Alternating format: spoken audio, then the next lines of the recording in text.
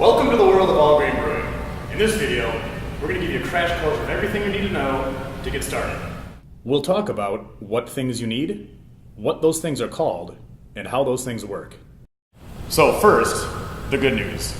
You don't have to replace most of your equipment from your old extract brewing days. Carboys, buckets, siphons, all of that will continue to serve you well in your all-grain brewing endeavors. Now, the great news. You get to upgrade your brewery with brand new equipment. What new equipment is that, you ask? Well, first thing you have to ask yourself is what size batch you want to brew.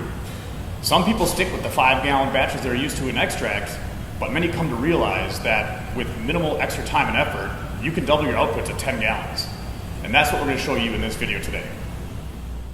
To accomplish this, you're going to need a 15-gallon boil kettle, an external propane burner, a mash/lauter tun with a false bottom, and a hot liquor tank. All-grain brewing means new equipment.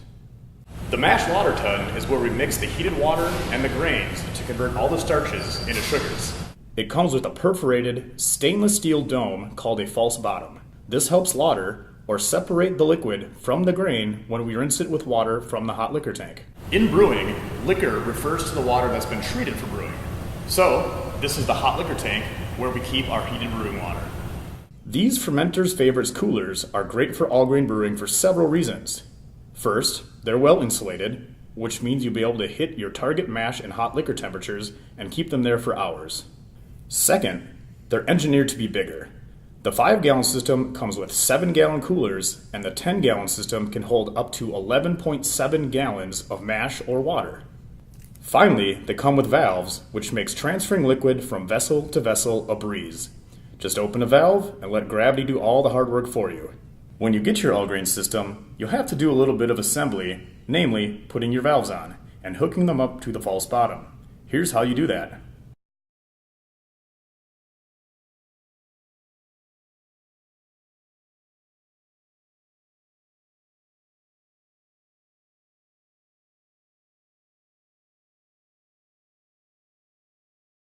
Take the front half of the valve and place it through the opening in the cooler.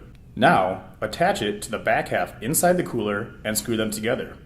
You can repeat these steps for your other cooler and your kettle. To assemble the false bottom, screw the two pieces of the elbow assembly together through the dome false bottom and place it in the cooler. Thread the included barb fitting into the back side of the valve assembly and then connect the two barbs together with the included tubing. Use the clamps provided to secure them. Now you're ready to get brewing. What we're going to show you in this video is called a single-step infusion mash. This means we're going to hold the mash at one temperature the entire time to convert the starches into sugars. There are more advanced schedules out there where you hold different temperatures for different amounts of time, but you can learn about those as you become more experienced. The first step is to heat your strike water. This is the water that will bring your mash to the correct temperature. You'll need 1.3 quarts of strike water for every pound of grain, but this amount will vary from recipe to recipe. The general rule of thumb is that your strike water should be 10 to 15 degrees hotter than your target mash temperature. Once it's heated, carefully move your strike water to your mash tun and then slowly add the grist. You'll want to stir well to avoid clumping and get an even temperature throughout. The ideal range for mashing is between 148 and 158 degrees Fahrenheit. Whatever you do, do not exceed 168 degrees in the mash during this step, or you may destroy the enzymes needed for starch conversion. We're going to let the mash sit here for 60 minutes while science works its magic. Inside the cooler, the hot water is activating enzymes in the grain that are converting the stored starches into fermentable brewing sugars. While this is happening, you can start collecting the hot liquor for the sparge.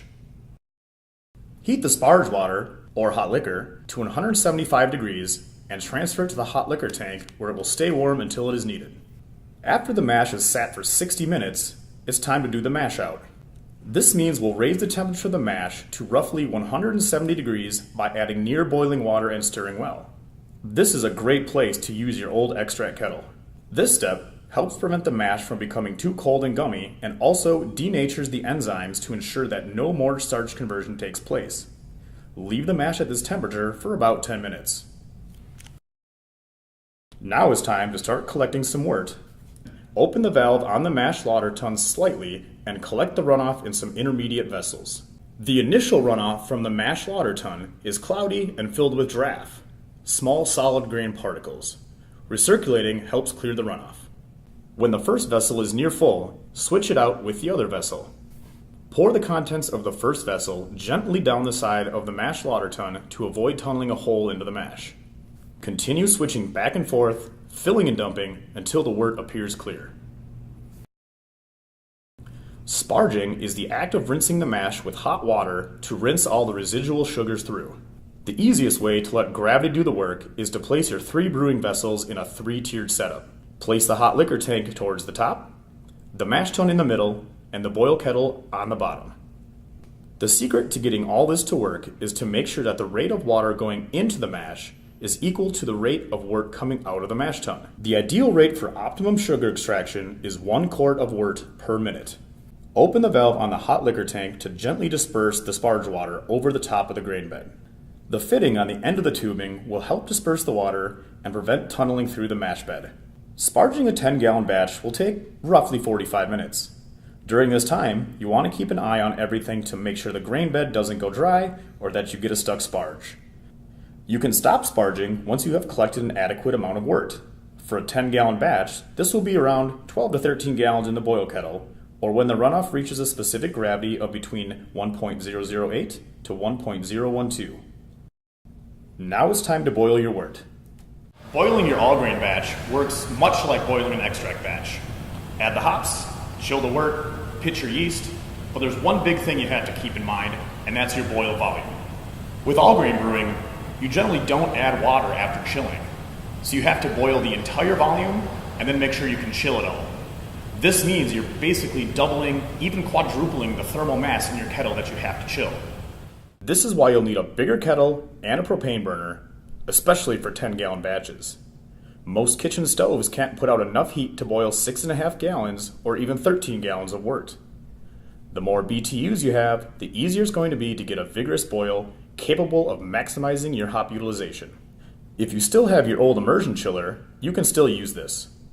It will work well on a 5-gallon all-grain batch, but will really struggle with a full 10-gallon batch. Another alternative is to look into the world of counterflow chillers. These will help you chill your wort quickly while you transfer it, which will help speed up and improve your brewing process. Like a lot of things in home brewing, there are many options, and it just comes down to finding what works best for you. As you become a more experienced brewer, you'll surely find new products, new techniques that might make your brewing day easier, faster, or both. But the most important thing to remember is never stop brewing. Cheers.